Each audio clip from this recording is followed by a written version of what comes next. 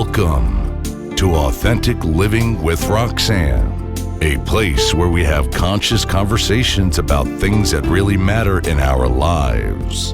And now, here's your host, Roxanne Derhodge.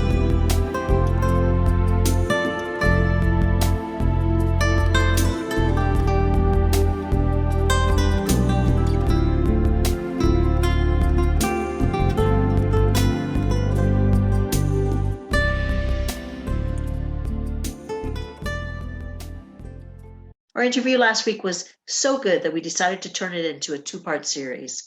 If you missed last week, you'll find the link in the show notes.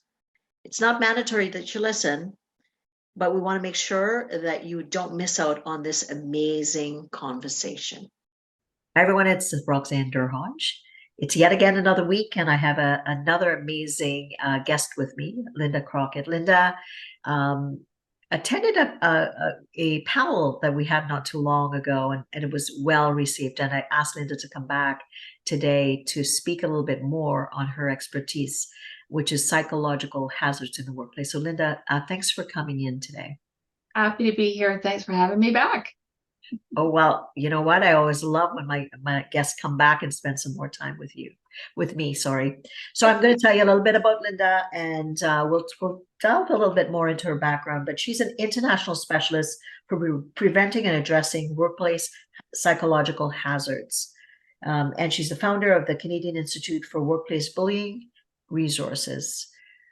So we have to have some level of self-insight, our finger on our own pulse of when have we reached our limit, that where we might become that person who bites somebody else, and we might need to reach out and get ourselves an executive coach or a therapist for that matter. So if we're struggling, we need to be self-accountable, right? Yeah. And if you're that employee who's being bit several times because the leader is stressed out, understanding that there's reasons going on, you have a right to say, I don't deserve that. You need to stop and find another way to manage your stress. And ultimately, if it's the lack of awareness and it comes to the leader's attention, then ultimately it's up to the leader to recognize, whoa, I just went through the separation, or, I'm having some struggles with a loss or whatever. And we're all human, right? Gone are the days where we leave, professional and at the office, you hit the front door of your home. Now we're in such different worlds. Whereas when I was in corporate, that was the given line, by the way. You forget the professional Roxanne at home. You bring the professional Roxanne to work. She works 12 hours and she picks up the personal Roxanne to go home. Again, I'm not sure how they thought that was possible, but that was the world that I was living in when I was in corporate. So I think absolutely, and with my work, with my new book, I talk a lot about responsibility of leaders, and what I call the ROR, which is return on relationship, which ultimately awareness is the biggest umbrella in leadership. Leaders have acumen and capacity, so they are brought up and brought into these roles, and with that comes a huge responsibility for the fact that you are leading people that have full lives, and they're looking to you for guidance. And if you're inept or impaired, I don't know if inept would be the word, impaired, it's your responsibility to get the help to be able to be optimally functioning. Well, there are leaders out there that are inept. There are leaders out there that are impaired. There are leaders in positions that they shouldn't be in. And a lot of leaders know that, so there's a little bit of imposter syndrome going on. Wonder when I'm going to get caught, so we need to do our due diligence for leaders and set them up for success. We need to put them in positions where they're qualified for. And if they're not qualified and we believe in them, then let's train them. Let's mentor them. Let's monitor them. And confident, competent leaders don't harass their staff. Confident, competent leaders don't bully their staff. So that says it all right there. Research shows it's quite a high percentage that is bullying top down. So that tells us we have a problem in the leadership area. Let's solve that problem. Let's make sure we're not hiring our friend because we owe a favor, or our sister because we owe them a favor. Let's watch that nepotism stuff. Let's follow those policies. Absolutely, so important. Now we talked a little bit about the stats, and I'm curious. In the world that I lived in, we looked at, trending analysis about, how, what were the core issues that kept people away from work, and how to intervene early enough. If they were to get coaching or therapy, they would obviously, mitigate the concern that was coming down the pike. They can get the help, they would get support, whether it's family concerns, financial, legal, whatever. Now with bullying, what is the data? Because I know at the point, some of the trending that I was talking about, only 5% of the trending analysis for some of these behavioral health firms showed workplace concerns. Mm-hmm. What are you seeing? Because I'm thinking, I often say with 65%, and I'm sure the data this is old information I'm going by, but 65% was generally around relationship, which is the bulk of the cases across North America. Only about 5% was around workplace. Mm. So tell me your take on that, because don't feel safe speaking up. People do not feel safe coming forward, and no matter what the surveys say, they still don't feel safe. This creates a little bit of paranoia in people. So when I'm teaching a class, and I've been teaching on this topic for 10 years now, so that's a lot of classes. I always ask the question, how many in this room know someone, including yourself, that might have been bullied in the workplace? And I honestly, every time, 98 to 100% hands go up. That's not representative in the surveys, in the research, but in person, when you create safety and you create some sort of, relationship with them as you're teaching them, and they feel safe enough, they'll put their hand up. At the end of the class, I'll put my hand up, I'll ask them again, and it's 100%. Consistently, so I don't believe the stats are giving us the current, we know that because of the work, how busy we are. The surveys that I do see, this is the number one topic all the time. Government surveys are always showing workplace psychological safety being the number one choice that the employees are putting out, that I want some training in this area, or I want some improvements in this area. So I don't think the stats are accurate. Well, absolutely not. If you're flooded, you're having all this coming at you, and I'm telling you, and I'm talking about data in the 2000s to mid 2000s. Then and we're 13 years later. And that data is incongruent from what you're seeing. Clearly, it's that space, it's that awareness that's coming to light. That if I come forward, and I mean, I've been through multiple scenarios where in my career now over 30 years, and I'm a psychotherapist, and had been in those varying environments, and there was one environment where I was bullied, and I stood up, and when I stood up, there was stuff that supposedly got brought to my attention, like your day sheets or whatever, that I was pilfering time, and that was never the case. And I made the choice at that point, because I had such, background, and I knew I could, be employed the next day, that I made the choice to make that turn before to just deal with it. I had choice and ability to, but my concern is everybody should have that ability to be able to stand up, right? Because I said, you know what, I'm not dealing with this, because I know this person had bullied others, and I thought, I'm too late stage career here to deal with this, and I just jumped ship. But I feel for others that feel like I don't, may not have as much choice, I can't move around as much, and then what happens to those individuals? Well, that's a good segue to tell you that I, about 20 months ago, I started a second company, and it's a not-for-profit. It's called the Canadian Institute of Harassment and Violence. And the reason I started that was because I see all these people that come into me that have exhausted their savings, their RSPs, their life savings. And yes, some of them have lost their homes. Like, I know a nurse that lost her home. I know a teacher that lost their home fighting for their rights. And they were right. They had a hell of a case. But the system is so broken, it's literally destroying these people. So I thought, we have to start raising funds so that these people have an opportunity to get at least a legal consult and a legal letter. that might just be the last piece of courage they need to speak up, right? Because most people are not speaking up. They don't have the ability that others do, that financial ability. And maybe they don't want to make a complaint, but they need treatment. Because a lot of people, my saying is, you need to choose recovery with or without justice. I did. I chose recovery without justice. My justice is the work I do today, but I didn't get justice. But we can't wait for justice to show up to choose for our recovery. We have to put ourselves first. This fund that we're started is to either give them some legal consult or some treatment, because that's another injustice. They can't access that. It's another injustice. So we're launching that on October 20th. We're doing a big event in Toronto, Ontario. I think you have our poster up on your site. Yes, it's up, and I am going. So I hope that anybody listening comes and hangs out with us, because we're going to have it's going to be an amazing event. And can I say something? Yeah.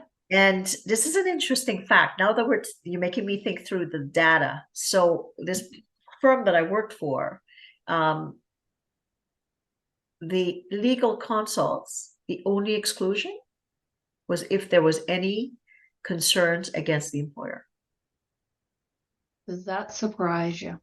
No, it's just like neon lights going off for me right now as you're saying this, as I'm trying to substantiate the data, and I'm thinking, was the data there all along? Because you could not use a legal consultation if it was against the employer.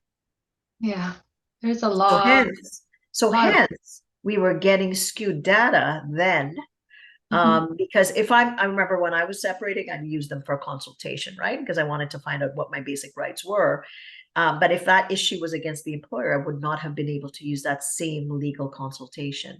Right. So that really makes sense now that you're saying, and what need your event will highlight this issue for, and also funds, because if there's a lot of people having issues and they can't afford a lawyer, because we know how expensive this can be, then where do people go?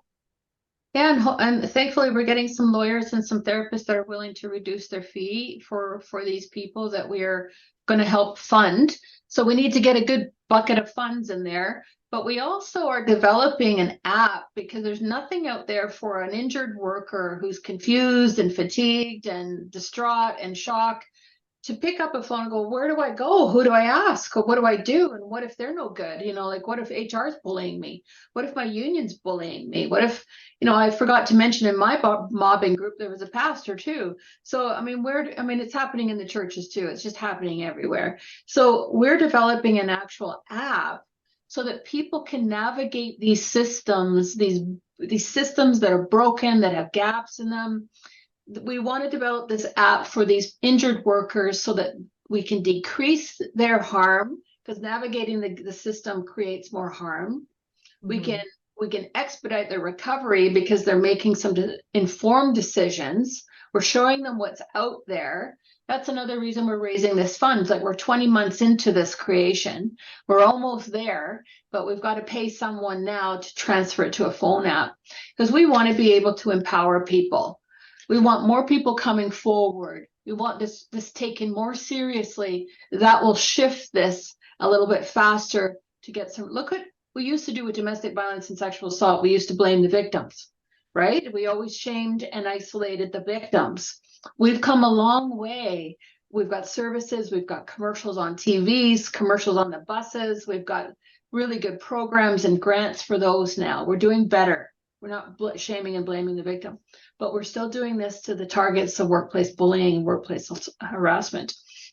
So we need to shift this. And I think that means empower people's voices, give them some support and some courage, and let them know they're not alone. And so the one thing I want to say before I forget it is, if you're someone who's going through this, whether you're a leader or an employee, and you don't feel safe coming forward to anybody internally, then go externally, because there are resources outside that can help you process and develop a strategy that's safe and right for you. And, yet again, you're making me think, because I was part of the bureaucratic structure. So as the executive, if there were any trends related to the employer, generally my directive was to feed that back to the senior management around leadership, around HR, or even the senior team. So if you do, and hey, I dealt with a lot of amazing companies. If there was something of that nature, but let's say there was some endemic occurring within a particular sector or company where it needed to be highlighted so people could be safe, that bottleneck would get created. There would be no checks and balances, so that those employees could in fact get the support that they needed. So a flawed system, when those people can hide. But for employers, and like you said, you're giving out some awards. I'd love to know some of the names of the employers, unless that's secret. Just to it is secret. Geez. All right. Well, maybe we'll have to talk about it after, because there are a lot of employers that are doing it well, and people that I have come in contact with that are open and willing to learn. And oh, I didn't realize that was a thing, and and they're willing to implement, not just because of the law, but now we have law, right? That employees can come forward, and there has to be an investigation by a neutral third party and all those things. But I don't know that a lot of employees might know that. And if they're in environments that are shrouding the facts about what needs to get done, I think it's important, that the people know what their rights are. Absolutely. I mean, they should be informed. They should be off. It should be neutral. And, I have a problem with HR investigating any kind of workplace psychological harassment, because there's already a bias there. You're employed by this person, and it might be one of your leaders that is bullying this staff. So I say, yes, third party investigator, but make sure that investigator is trauma informed. Absolutely. Truly are buying into zero tolerance. If you truly want a psychological safe workplace, and you care about your employees' mental health, you care about retaining them, you want to keep these employees, then invest in trauma-informed in-depth training on this topic, because it's all about prevention, intervention, early intervention, crisis intervention, but doing it right. And repair and recovery options, right? So it's not just about policies and procedures, it's about solutions. What is it? What does it look like? What does it feel like? What should I do about it? That's the way that you're going to get a shift in your environment. And people are going to say, well, my employer really does care about me to invest in this. If you do right. So that's good for the employer. But let's say I'm an employee and I'm listening to this. I'm like, whoa, I don't know what to do, Linda. Like, I've been dealing with somebody, and maybe I'm personalizing a bit, but I know it's kind of a thing. And I know I'm having symptoms where, I'm dreading going to work. I'm dreading having meetings. I'm not focusing and forgetting what's being said to me one-to-one. I have all those are the basic symptoms of dysregulation. Yeah. What are some simple steps that you would suggest that people take to start understanding what they need, but also the process of getting some support in their workplace? Well, first of all, that training is for staff too, by the way, because they should be trauma informed as well. So they will get all the answers to those questions you just came up with, because they're all going to go, oh my gosh, that's me. Because we'll give them stories, we'll give them examples. But if you already feel like something's not right, trust your gut. Trust it. And don't override it. Typically, the clients I see override that gut, override that sign, that feeling, that sense, that dark cloud. We override it. It maybe it's easier to override it and try to fix it and be better. And that's typically what we do. We work harder, we do more, we're trying to fix this, prove to the employer that we're the best employee it could ever ask for. So we end up, contributing to burnout, because we become hypervigilant. So if you're already noticing that you've got some acid reflux, or you've got a knot in your gut, or your blood pressure's going up, you're in trouble. You're already injured. And these are the early warning signs. So number one, get to a doctor. Your doctor should be monitoring. Your doctor should be documenting. That's a professional documenting on your behalf. Make sure you're documenting, because you're probably pretty fatigued by now. You're losing sleep, wondering what just happened. How am I going to prevent that from happening tomorrow? I can't believe this happened. So you're not sleeping well. Your memory starts to become impacted when your brain is inflamed. Your brain is inflamed when you're constantly under stress. So you're not losing your mind. You're not losing your memory. You're not early onset dementia. Your brain is inflamed. And so now you can't think straight. You can't focus. You can't read a sentence. You're struggling. And now you've got self-doubt happening and questioning. Is it my fault? Am I just too stupid? This is all injury we're talking about. This is injury. So get out and talk to somebody. Get to a therapist that knows this kind of injury. Phone and ask us for a quick consult if you're just not sure. I call it a sanity check. Just reach out for a sanity check, because basically that's what it is. And we're going to give you some of this kind of support, validation, a little bit of education, and we'll help you figure out where to go next. What's the best next step for you? Because maybe it's not sick leave. Maybe it's not leaving the job. Maybe it's staying put. Whatever you decide to do is going to be right for you, but we can help you get there. Don't quit. Don't quit. Don't do that. Take some time away, call one of us, but document, not only because you're going to need those facts for credibility if a complaint does get put forward and an investigation happens, but document also for your mental health. Because, today is what, August 28th. I think a month from now, you're going to forget what happened August 28th, August 30th, September 1st, September 6th. You're going to forget all that stuff. It gets mumbo jumbo. And you're going to need it to go back and get a sanity check. Was I making that up? Was I imagining that? You're going to go back to your notes and go, no, I'm not crazy. So it's for your mental health too. So you can sleep at night knowing it's in that binder at home, one spot. Make sure there's no clientele information in there. But that documentation is for your mental health and your credibility if a complaint ever came forward. Great advice. Most people aren't thinking about that, right? They're probably just trying to get through day to day. Let's make sure we talk about the event. And like I said, I'm super excited. We've not met in person, so I'll meet Linda in person. And for anybody that has been listening and hanging out with me for this podcast, I would love, come out and enjoy a night out. It's in Toronto, and just to a great cause. We all need to know, when we go to work, that we're safe. Not just physically, and psychologically, emotionally. I would say also spiritually, that we can bring ourselves. We are bringing our fullest selves to work, and we're giving. And most of us, I would say 99.9% of us want to do amazing with the craft that we've picked. So come out and join us. I would love. So Linda, talk a little bit about it. We'll drop the link again when the podcast goes out, but tell people a little bit more about it. And, we'll get as many people there as we can. Well, Barbara Vita and I wanted to make this a celebration. We wanted to make this a very positive experience. So just think about it. If you show up, you're going to be in a room full of like-minded people.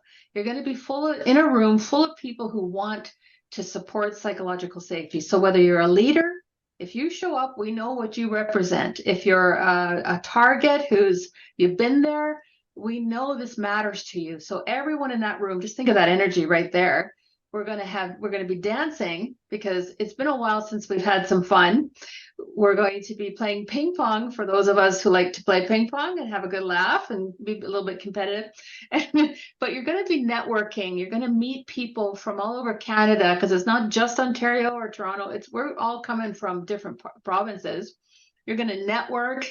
You're going to be with very positive people. Maybe we'll have some tears, who knows?